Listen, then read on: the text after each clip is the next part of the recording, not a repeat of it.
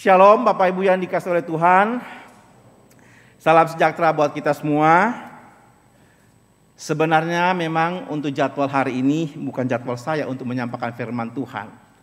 Namun karena hamba Tuhan yang seharusnya menyampaikan firman Tuhan hari ini dalam kondisi kurang fit, maka saya menggantikan beliau untuk menyampaikan firman Tuhan pada saat ini. Bapak Ibu yang dikasihi oleh Tuhan, mari kita membaca firman Tuhan dari surat Yakobus pasal yang ketiga. Yakobus pasal yang ketiga. Saya membacakan dari ayat 1 sampai dengan ayat yang ke-12. Yakobus pasal yang ketiga ayat 1 sampai dengan ayat yang ke-12. Demikian firman Tuhan. Dosa karena lidah. Saudara-saudaraku, janganlah banyak orang di antara kamu mau menjadi guru. Sebab kita tahu bahwa sebagai guru kita akan dihakimi menurut ukuran yang lebih berat. Sebab kita semua bersalah dalam banyak hal. Barang siapa tidak bersalah dalam perkataannya, ia adalah orang sempurna yang dapat juga mengendalikan seluruh tubuhnya. Kita mengenakan kekang pada mulut kuda sehingga ia menuruti kehendak kita. Dengan jalan demikian kita dapat juga mengendalikan seluruh tubuhnya. Dan lihat saja kapal-kapal walaupun amat besar dan digerakkan oleh angin keras, namun dapat dikendalikan oleh kemudi yang amat kecil menurut kehendak jurumudi. Demikian juga lidah, walaupun suatu anggota kecil dari tubuh, namun dapat memegahkan perkara-perkara yang besar. Lihatlah betapapun kecilnya api, ia dapat membakar hutan yang besar. Lidah pun adalah api, ia merupakan suatu dunia kejahatan dan mengambil tempat di antara anggota-anggota tubuh kita sebagai sesuatu yang dapat menodai seluruh tubuh dan menyalakan roda kehidupan kita, sedang ia sendiri dinyalakan oleh api neraka. Semua jenis binatang liar, burung-burung, serta binatang-binatang menjalar dan binatang-binatang laut dapat dijinakan dan telah dijinakan oleh sifat manusia. Tetapi tidak seorang pun yang berkuasa menjinakkan lidah.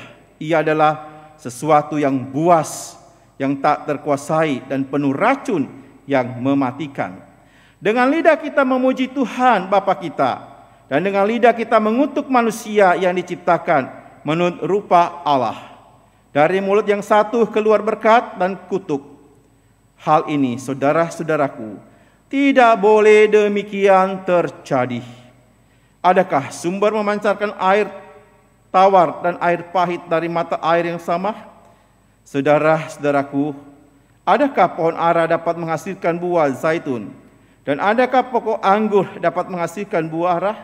Demikian juga mata air asin tidak dapat mengeluarkan air tawar. Demikian jauh pembacaan firman Tuhan.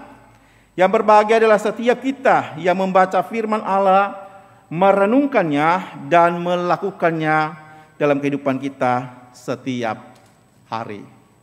Bapak Ibu, saudara-saudaraku yang saya kasih di dalam Tuhan, kita masih dalam tema bulan ini tentang berbicara tentang buah kekristenan. Pada minggu yang lalu kita sudah belajar bersama buah kekristenan, yaitu hati yang baik. Dan masih ada kaitannya dengan tema kita hari ini yang berbicara tentang buah kekristenan, yaitu perkataan yang baik. Bapak Ibu, saudara-saudaraku yang saya kasih dalam Tuhan, kalau kita membaca surat Yakobus ini ditujukan kepada jemaat Kristen, kepada 12 suku yang ada di perantauan. Jadi sekali lagi bahwa surat ini ditujukan kepada jemaat Kristen. Nah, kalau kita melihat, membaca dari pasal 1, maka di sana kita akan menemukan Yakobus sedang menjelaskan kepada kita ciri-ciri orang Kristen yang dewasa. Pasal 1 membicarakan tentang ciri orang Kristen yang dewasa adalah sabar dalam menghadapi kesukaran. Itu berarti kondisi keadaan orang Kristen yang pada saat itu mereka sedang berada di dalam kesukaran, berada dalam pencobaan. Nah, itu bisa kita lihat. Kemudian dalam pasal 1 bagian terakhir sampai pasal kedua, di sana ciri orang Kristen yang dewasa adalah melakukan kebenaran, melakukan setiap firman Tuhan. Baru mereka menjadi orang Kristen yang dewasa, bertumbuh di dalam Tuhan. Dan ciri yang ketiga adalah pasal 3 ini menguasai lidah. Nah, itu yang akan menjadi perenungan kita pada saat ini. Nah, Bapak Ibu saudara-saudaraku yang saya kasih dalam Tuhan, jadi orang-orang Kristen yang dikirimi surat ini oleh Yakobus, tampaknya mereka memiliki masalah yang sangat serius dengan lidah mereka. Bukan harfiah lidah, tapi dengan mulut mereka. Dengan setiap ucapan-ucapan mereka. Itulah sebabnya Rasul Yakobus dalam pasal 1 ayat yang ke-19 berkata, hendaklah kamu cepat untuk mendengar, tetapi lambat untuk berkata-kata dan juga lambat untuk marah. Dengan kata lain bahwa orang Kristen yang tidak mengekang lidahnya, bahkan ayat 26 mengatakan sia-sialah ibadah mereka. Untuk apa mereka beribadah kalau mereka tidak bisa mengekang lidah mereka? Kita harus berbicara dan bertindak seolah-olah juga kita sedang menghadap takhta pengadilan Kristus. Itu kalau kita baca dalam pasal 2 ayat yang ke-12. Dan bahkan kalau kita membaca konteksnya lebih dekat lagi dari pasal 4 ayat 1 maupun ayat 11-12. Nah, di sana kita akan mendapat satu kesan bahwa jemaat tentunya mempunyai pertemuan, satu persekutuan ya yang menarik.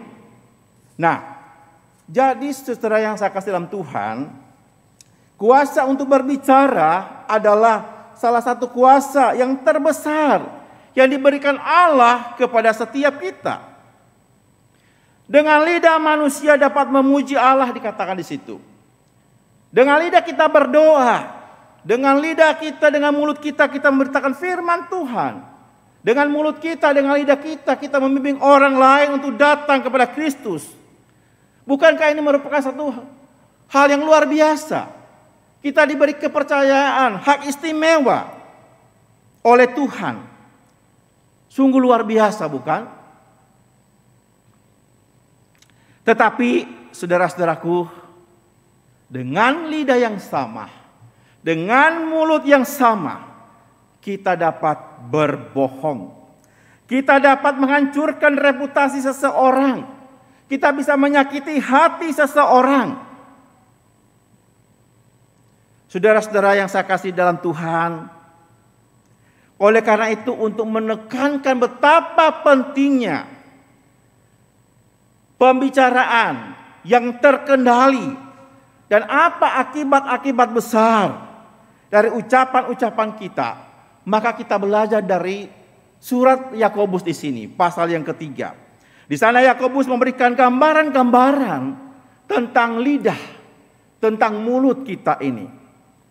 Itu yang menjadi perenungan kita saat ini.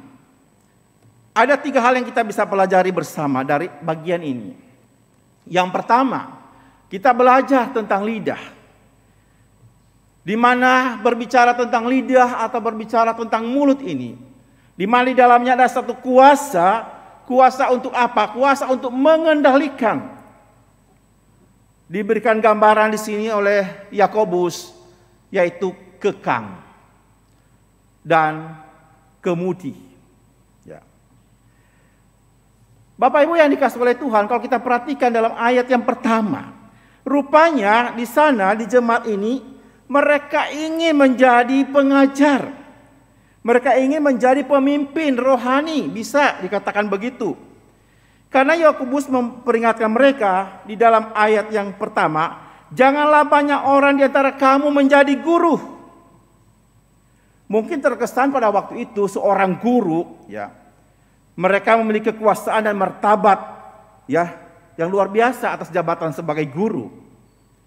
Tetapi mereka melupakan bahwa mereka sebagai guru punya tanggung jawab yang begitu besar.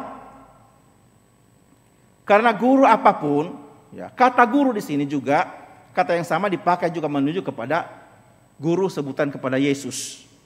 Artinya seorang guru, seorang yang bisa mengajarkan, atau seorang yang bisa berkata-kata, dan kata-kata itu seharusnya sebuah kata yang bisa menjadi berkat, sebuah kata yang dia bisa lakukan, yang mampu dia terapkan. Tetapi kenyataannya mungkin di jemaat yang dituliskan oleh Yakobus ini, banyak dari jemaat tidak seperti itu.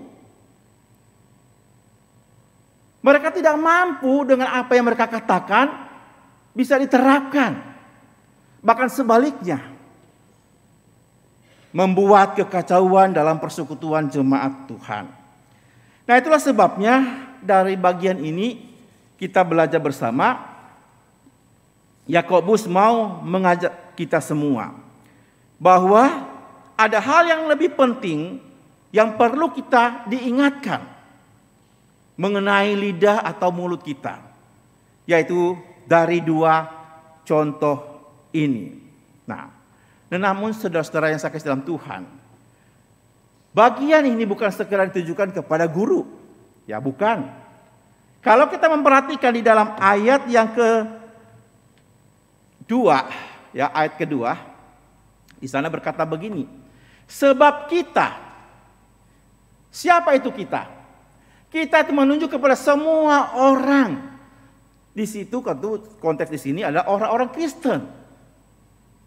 Artinya kita semua bersalah dalam banyak hal. Barang siapa tidak bersalah dalam perkataannya, ia adalah orang yang sempurna.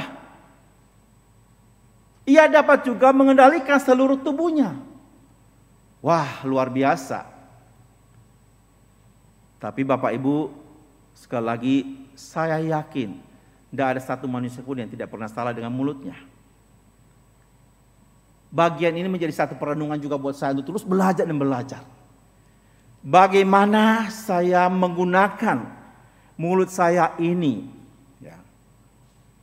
Memang sebagai guru, ya mungkin bagi kami juga sebagai pengkhotbah itu tanggung jawab besar. Apa yang kami ajarkan, kami sampaikan. Jikalau itu melenceng daripada firman Tuhan, tanggung jawab kami besar di hadapan Tuhan. Apa yang kami ajarkan.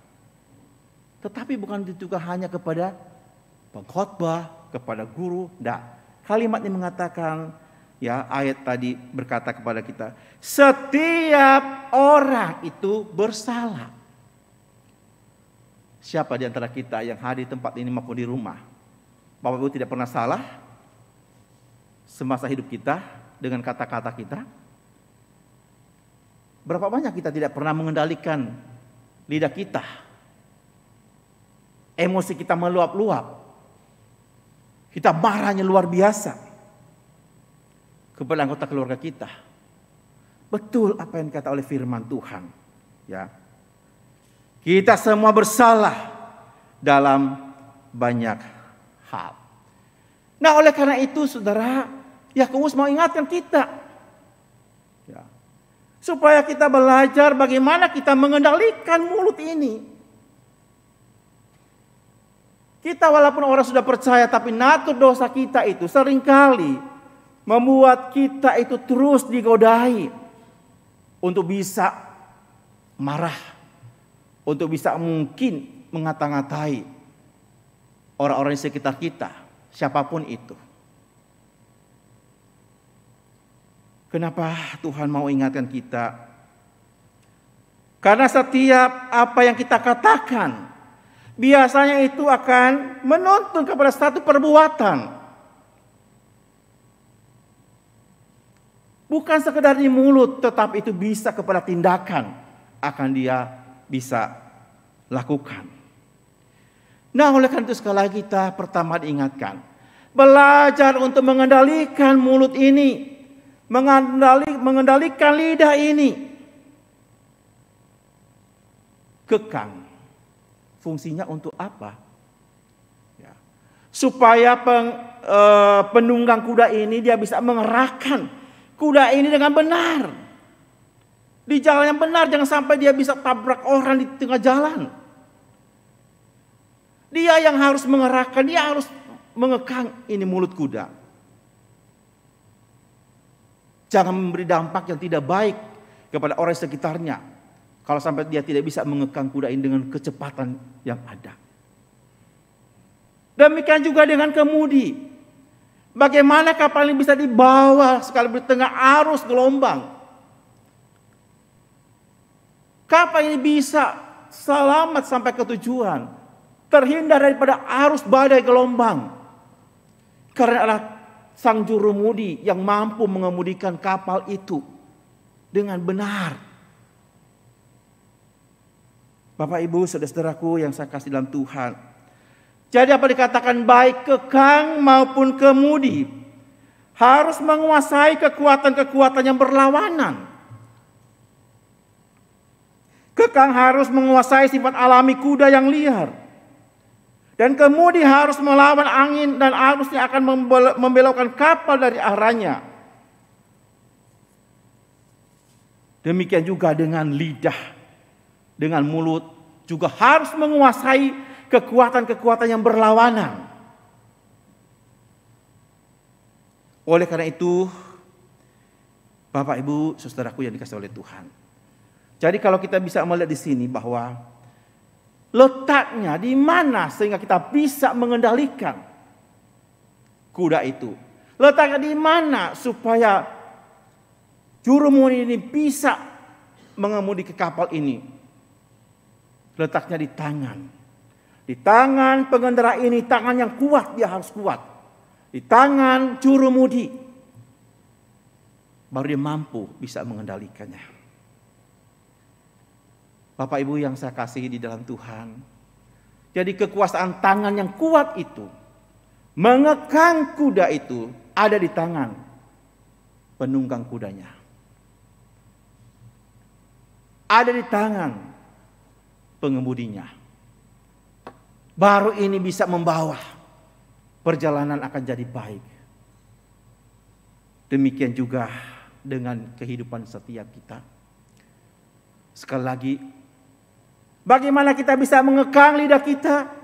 Bagaimana kita bisa mengemudikan mulut kita ini? Sehingga dampaknya itu sesuatu yang baik. Yang memberkati banyak orang. Bukan melukai banyak orang. Bukan menghancurkan banyak orang. Perlu kita kendalikan mulut kita ini. Tetapi bukan dengan kekuatan pribadi kita. Ya. Seperti firman Tuhan juga mengatakan kepada kita. Hidup dan mati dikuasai lidah. Itu kata Amsal. Demikian juga pemazmur juga mengatakan di sana, awasilah mulutku ya Tuhan, berjagalah pada pintu bibirku, jangan condongkan hatiku kepada yang jahat. Bapak Ibu saudara-saudaraku yang saya kasih di dalam Tuhan, kita lihat apa yang dikatakan oleh pemazmur yaitu Daud. Daud mengetahui bahwa dia pun manusia yang lemah terhadap mulut, terhadap lidahnya. Maka dia berkata, Tuhan jangan condongkan hatiku kepada yang jahat. Lalu kita melihat juga apa dikata oleh firman Tuhan. Karena yang diucapkan mulut meluap dari hati. Bapak Ibu saudara-saudaraku yang saya kasih dalam Tuhan. Berarti kemungkinan besar mulut kita ini untuk bisa melakukan hal yang jahat. Lalu bagaimana mengendalikannya? Kita perlu tangan yang kuat. Ya. Kita perlu tangan yang kuat untuk bisa mengendalikan kekuatan lidah kita. Tangan siapa yang sanggup dan mampu? Bukan tangan Bapak Ibu, bukan tangan saya. Tetapi tangan yang kuat itu adalah tangan Tuhan kita. Tangan Tuhan yang sanggup dan mampu mengendalikan setiap lidah atau mulut kita.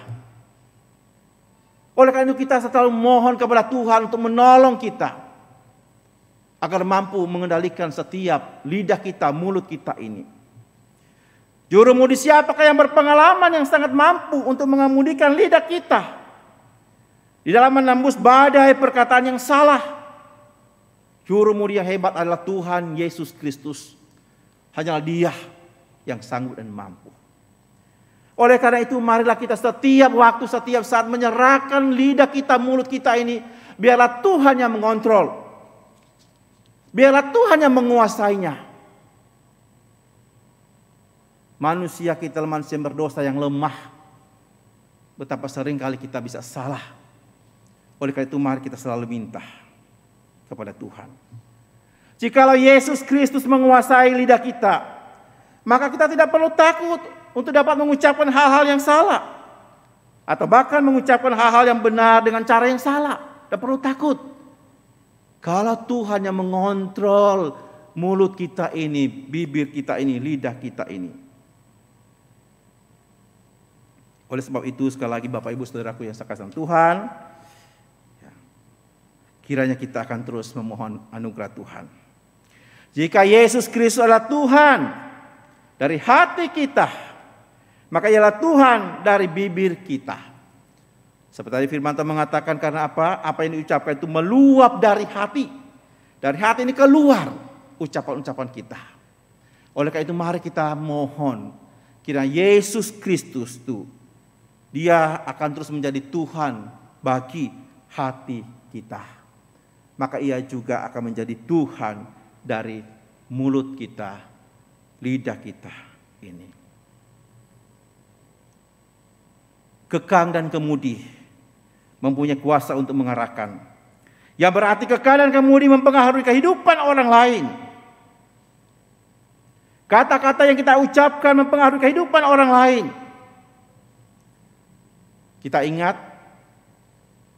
banyak hal yang terjadi karena banyak kita tidak bisa mengekang mulut kita.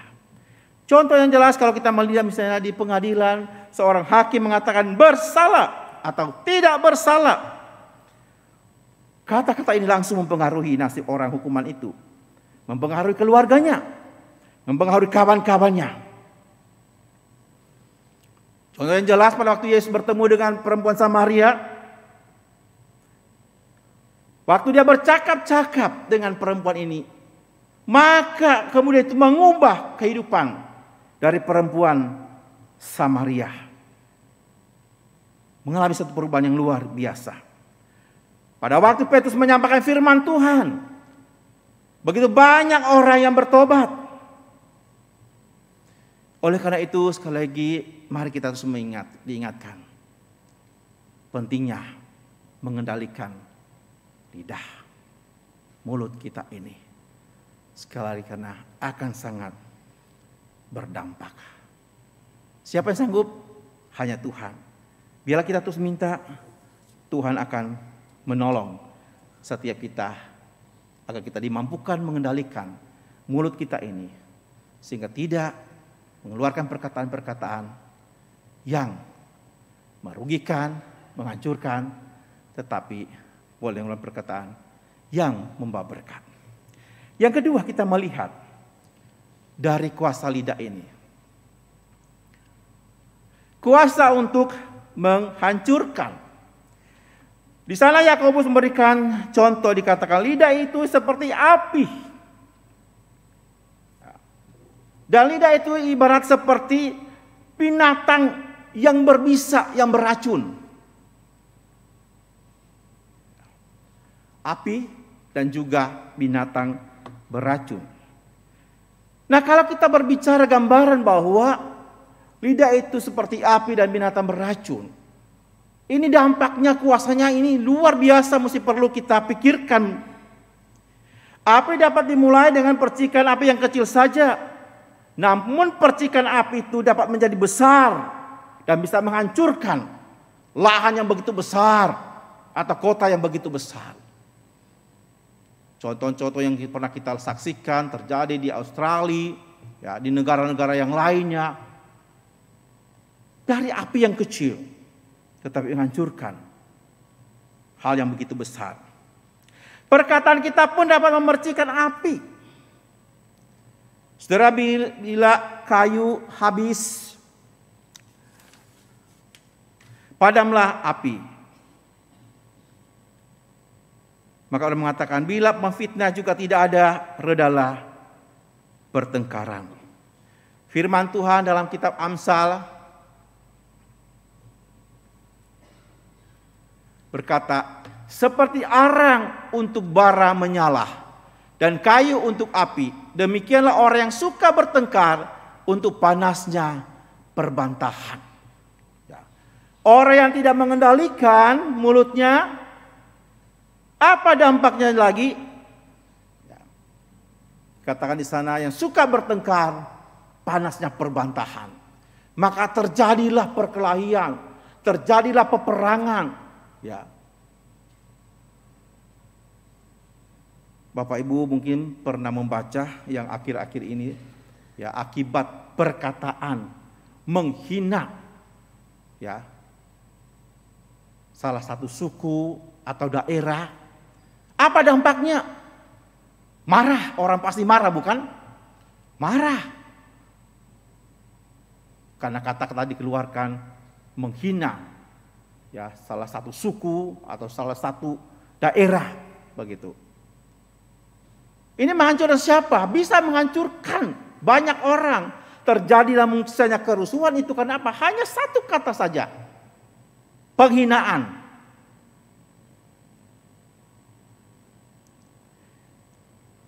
Nah, oleh karena itu Bapak Ibu saudaraku yang saya kasih dalam Tuhan, seperti ayat berikutnya dikatakan, pikirku aku hendak menjaga diri supaya jangan aku berdosa dengan lidahku. Hatiku bergejolak dalam diriku, menyala seperti api. Ketika aku berkeluh kesah, aku berbicara dengan lidahku. Aku hendak menjaga diri supaya jangan aku berdosa dengan lidahku. Pemazmur di sini dia tahu kelemahan mulutnya, kelemahan lidahnya. Bisa mendatangkan dosa dan itu bisa menghancurkan banyak orang. Itu sebabnya dia selalu berdoa kepada Tuhan. Karena dia tahu dampaknya lidah ini dapat menghancurkan. Saudara, pernahkah setiap kita pernah mengalami hal ini? Saya percaya setiap kita tentu pernah mengalami. Kepala yang panas, hati yang panas. Sehingga keluarnya karena kata-kata pedas. Betapa sering kita menyakiti hati orang yang kita cintai. Orang di sekitar kita, sahabat kita, keluarga kita. Setelah kita berkata, kemudian kita mengatakan, aku menyesal. Ya, aku menyesal. Bapak Ibu saudara-saudaraku yang saya kasih di dalam Tuhan. Ya. Memang apa yang kita katakan kalau itu sudah keluar, sekali lagi dampaknya itu begitu luar biasa. Seperti api ini yang bisa menghancurkan. Banyak anak-anak punya pengalaman pada waktu mereka masih kecil. Ataupun mungkin teman-teman karena kata-kata atau mereka dibully oleh teman-temannya. Itu berdampak terus sampai mereka besar. Bahkan sampai ada orang bunuh diri karena dibully dengan perkataan. Gitu. Bahkan banyak orang hidupnya hancur. Kenapa? Hanya kata-kata daripada orang tuanya. Keluar dari mulut orang tuanya. Kalau saya sering kali mendengar orang misalnya memaki anaknya ya. Sangat risih sekali kalau dengar di pinggir jalan anak nakal. Kemudian dipukul oleh orang tuanya. Kemudian apa? Kata-kata yang keluar itu nama-nama binatang. Makanya jangan heran kalau kehidupan anak-anaknya hancur. Seperti binatang. Kenapa? Karena itu ada keluar dari kata-kata orang tuanya. Makanya kita mengatakan dari mulut yang sama bisa keluar kutukan, bisa keluar pujian.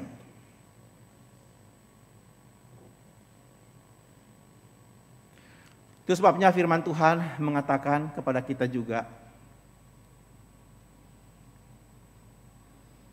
di dalam Amsal 17 ayat 27. Orang yang berpengetahuan menahan perkataannya, orang yang berpengertian berkepala dingin. Kenapa Amsal mengingatkan ini? Supaya kita berhikmat menggunakan setiap mulut kita, lidah kita. Orang yang berpengetahuan, orang yang memahami, orang yang mengerti. Pengetahuan itu tentunya satu pengetahuan yang kita tahu daripada Tuhan. Tuhan tahu bagaimana kita menggunakan lidah mulut kita. Menahan perkataannya, berkepala dingin. Saudara, saya punya juga satu kali pengalaman ya. Ini seringkali saya juga sharingkan ya. Sudah sering kali saya sharingkan. Nah, satu kali ini sudah mau pulang ya, udah mau pulang ke rumah. Lalu saya cari Gloria. Nah, waktu itu saya udah naik ke lantai 1, cari enggak ada. Terus turun lagi ke basement, enggak ada. Sudah naik cari-cari, enggak tahu kemana, ini dorong 2. Nah, sudah mulai bukan? Ini orang punya emosi. Sudah naik turun itu hosa, pasti sudah mempengaruhi orang pemut. Nah, mulai ada perasaan sudah mulai pengen marah. Ya. Muncul itu perasaan seperti itu. Lalu saya berpikir, sudah Jo, kamu kasih tinggal pada orang 2. Kalian jangan kasih tahu pergi di mana. Nah, lagi kondisi seperti itu, perasaan seperti itu, ya, mulai ada rasa marah, nggak kasih tahu di mana, kesal. Saya kasih keluar auto dari basement naik ke atas. Nah, sampai di atas, lalu muncul, ya, Semu sama Gloria ternyata dari sebelah. Saya tanya, dari mana kalian berdua? Oh, dari sebelah. Ya sudah masuk, tapi ini hati masih rasanya tuh kayak sesak begitu ya. Kadang seperti ada suara bilang semprot gitu ya. Maksudnya apa? Marahin gitu ya. Itu setan paling senang mengambil kesempatan itu. Dan katanya mungkin dengan mulut saya itu marahin, kenapa? Kesel gitu, marahin. Tapi Bapak Ibu Saudara kalian, nah ini katakan orang yang berpengetahuan, orang yang mau pengertian, dia bisa menahan. Lalu apa yang saya lakukan? Saya bilang Tuhan tolong, Tuhan tolong, Tuhan tolong. Saya berkata Tuhan tolong. Wah, itu langsung lega di sini. Yang terasa tadi mau sesak pengen mau semprot gitu, langsung lega. Siapa? Itu bukan kekuatanku. Karena saya tahu ada Tuhan, ada Roh Kudus, saya minta pertolongan Tuhan. Nah, sehingga kemudian saya berkata lain kali kalau kemana-mana kasih tahu, ya SMS kayak gitu kan. Bersyukur kepada Tuhan. Saya tidak bisa mengeluarkan. Coba kalau saya dengan emosi saya, ya dengan mood saya yang lagi marah, bisa kata-kata itu akan keluar, bisa menyakiti, bisa melukai hati istri dan anak. Bapak Ibu yang saya kasih dalam Tuhan, ya, Tuhan mengingatkan melalui Yakobus ini, kuasa daripada lidah ini juga luar biasa, bisa menghancurkan. Gambar yang kedua dikatakan seperti binatang yang berbisa, ya, binatang yang berbisa. Ya. Sama binatang ini, dikata binatang-binatang yang lain bisa dijinakan, tapi kalau binatang berbisa, wah itu parah kalau dia sudah menggigit mangsanya. Bangsa itu bisa mati. Ya. Setiap mulut kita yang tidak bisa kita kendalikan. Perkataan-perkataan kita yang kita keluarkan satu perkataan yang tidak membangun. Yang mampu bisa menghancurkan orang lain. Bapak Ibu yang saya kasih dalam Tuhan. Lalu kemudian dikatakan di sana juga dalam Yakobus 3:16 dikatakan lidah menyalakan roda kehidupan kita atau membakar seluruh hidupnya. Jadi bagian ini juga Yakobus sedang mengatakan bahwa seluruh kehidupan ini dihubungkan sebuah roda. Oleh sebab itu kita tidak dapat mencegahnya agar tidak menyebar. Seluruh kehidupan seseorang dapat dilukai dan dihancurkan oleh lidah. Waktu kita tidak dapat memperbaiki lagi apa yang sudah kita katakan. itu sudah berdampak. Mungkin kita menyesal, tapi dampaknya itu tetap akan dialami, dirasakan. Seperti ada satu cerita dikatakan untuk mengajarkan masalah ini. Seorang guru membawa anak muda pergi jalan. Kemudian dia mengatakan kepada muda, kamu bawa bulu ayam. Lalu kamu tebarkan di jalan, sepanjang jalan ini kamu akan lalui. Setelah itu kemudian dia katakan, habis itu kamu balik. Dan kamu perhatikan, apakah bulu itu masih ada enggak di jalan tadi. Setelah dia balik lagi melewati, itu bulu ayam sudah tidak ada, sudah diterbangkan oleh angin. Demikian juga, setiap apapun yang sudah kita ucapkan, yang melukai, yang menghancurkan, itu sekalipun kita akhirnya menyesal, minta ampun Tuhan, tapi itu akan memberi dampak. Oleh karena itu mari kita dengan hikmat daripada Tuhan untuk mohon terus kepada Tuhan. Tuhan kiranya ia akan menolong setiap kita. Sekali lagi karena lidah kita itu juga bisa menghancurkan. Oleh karena itu apa yang harus kita lakukan? Kita perlu menggunakan lidah ini untuk apa? Kita lihat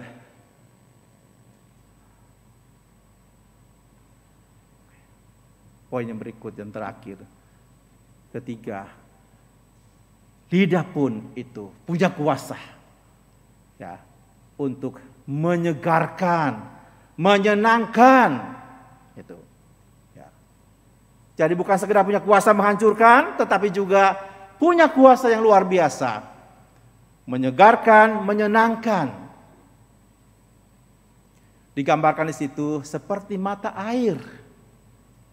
Dan juga digambarkan seperti pohon. Bapak Ibu yang saya kasihi di dalam Tuhan, ya. Mata air tentunya memancarkan air yang sejuk yang dibutuhkan manusia agar manusia boleh hidup. Di negara-negara timur, mata air yang segar merupakan suatu berkat yang besar bagi ya lingkungan mereka. Bukan cuma untuk kesegaran mereka buat minum, berfungsi untuk apa? Mencuci, memasak, dan keperluan lainnya yang dibutuhkan untuk kehidupan. Nah itulah sebabnya firman Tuhan juga mengingatkan kepada kita, ya, mulut orang benar adalah sumber kehidupan. Mulut orang benar adalah sumber kehidupan. Nah ayat ini Bapak Ibu sekalian berhubungan dengan ayat yang ditulis oleh Yakobus yang menekankan pentingnya perkataan kita. Hidup dan mati dikuasai lidah. Hidup seperti apakah yang bisa betul-betul bermanfaat bagi orang, bagi kita sendiri? Tuhan menginginkan bahwa lidah kita, mulut kita ini memberikan satu kehidupan. Bisa menyegarkan orang di sekitar kita, menyenangkan orang-orang yang di sekitar kita. Bukan untuk mematikan. Seperti orang mengatakan, wah karena perkataan itu telah mematikan karakter. Ya, begitu. Bapak Ibu yang saya kasih di dalam Tuhan. Lidah juga menyenangkan, dikatakan itu seperti pohon. Kalau kita melihat kata pohon di dalam Alkitab sangat berguna. Khususnya bagi ekonomi, memberikan keindahan, memberikan keteduhan, dan menghasilkan buah. Betapa indahnya pada waktu orang bisa menggunakan lidahnya yang keluar adalah kata-kata yang menyenangkan, kata-kata yang menyejukkan, kata-kata yang menyegarkan. Oh betapa indahnya, seperti mata air yang menjadi berkat bagi banyak orang yang memerlukannya.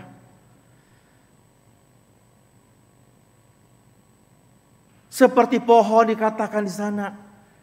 Pasti kalau dia pohon ara menghasilkan buah yang indah. Saat orang bisa berteduh di bawah naungan pohon itu, saat orang menikmati buahnya, wah betapa indahnya. pohon anggur, pohon zaitun, semua gambaran diberikan salah satu pohon yang betul-betul sangat-sangat berarti bagi manusia. Bapak, Ibu, saudara-saudaraku yang saya kasihi di dalam Tuhan Yesus Kristus. Karena itu,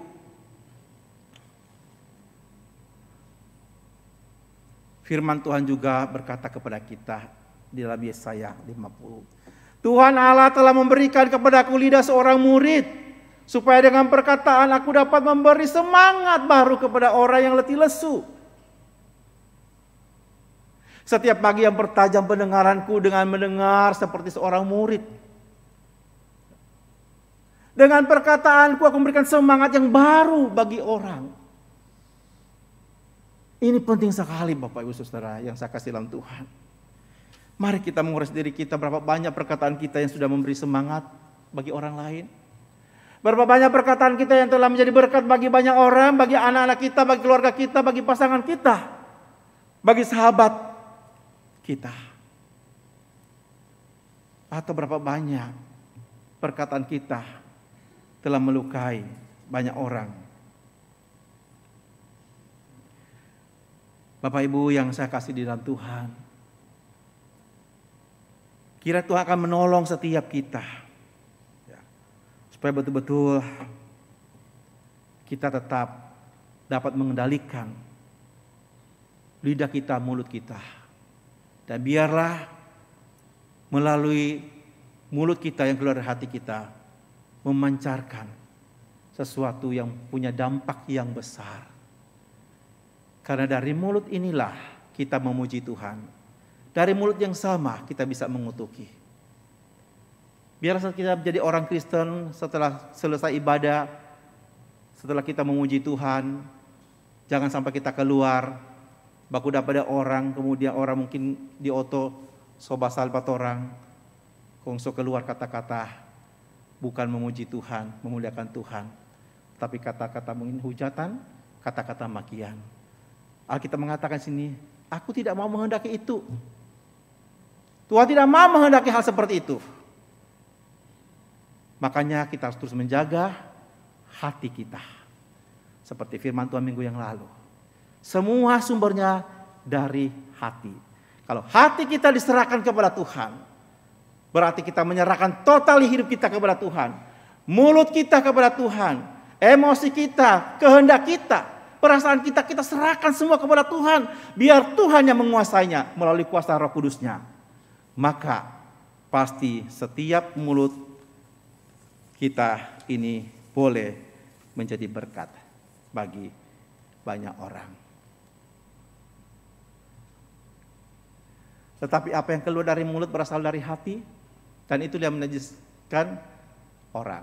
Jagalah hatimu dengan segala kewaspadaan, karena situlah terpancar kehidupan. Intinya Bapak Ibu, kita harus menjaga hati kita, supaya dari hati ini keluar lewat perkataan sesuatu yang memancar kehidupan, yang menyenangkan Tuhan, memuliakan Tuhan, menjadi berkat bagi banyak orang, bahkan dampaknya membawa orang lain untuk datang kepada Yesus Kristus. Berilah lidah saudara dan hati saudara kepada Allah setiap hari, dan mintalah kepadanya agar ia memakai saudara dan saya untuk menjadi berkat bagi banyak orang. Amin. Mari kita meresponi firman Tuhan ini dengan menyanyikan satu pujian, Tuhanku bila hati kawanku terluka.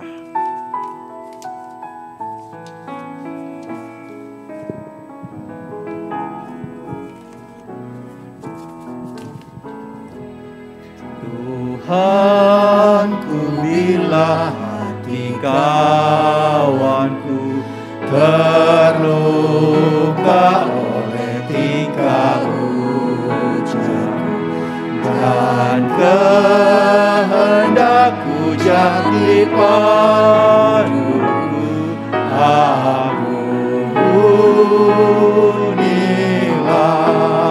Saya undang kita pakai berdiri, kita naikkan bait kedua.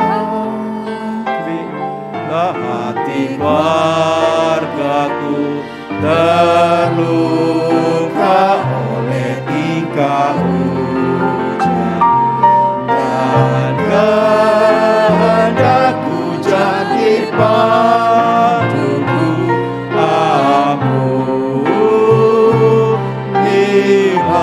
jika tuturku tak semena.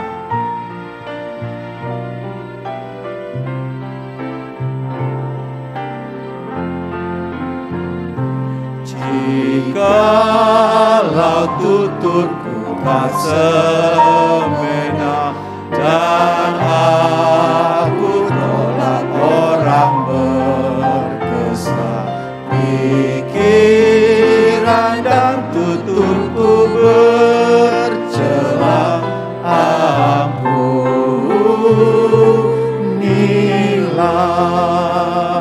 Jemaat ambil sikap berdoa. Pianis tak mainkan pujian ini. Pujian ini mengatakan, Tuhan, apabila hati kawanku terluka oleh karena tutur ujarku, Tuhan, apabila hati keluargaku terluka oleh karena perkataanku, mari Bapak Ibu kita menyelidiki hati kita di hadapan Tuhan. Mungkin selama ini ada perkataan yang kita ucapkan, yang kita katakan kepada kawan kita, sahabat kita, anggota keluarga kita, pada siapapun yang telah melukai mereka, bahkan melukai hati Tuhan. Mari kita terus berdoa mohon kepada Tuhan, menyerahkan hati kita, lidah kita kepada Tuhan, mulut kita kepada Tuhan. Biar Tuhan terus yang mengontrol melalui Roh Kudus-Nya, supaya setiap perkataan kita menjadi berkat bagi banyak orang. Ya Tuhan, Engkau melihat hati kami. Engkau tahu siapa kami. Kami menyadari Tuhan kelemahan keterbatasan kami Bapa.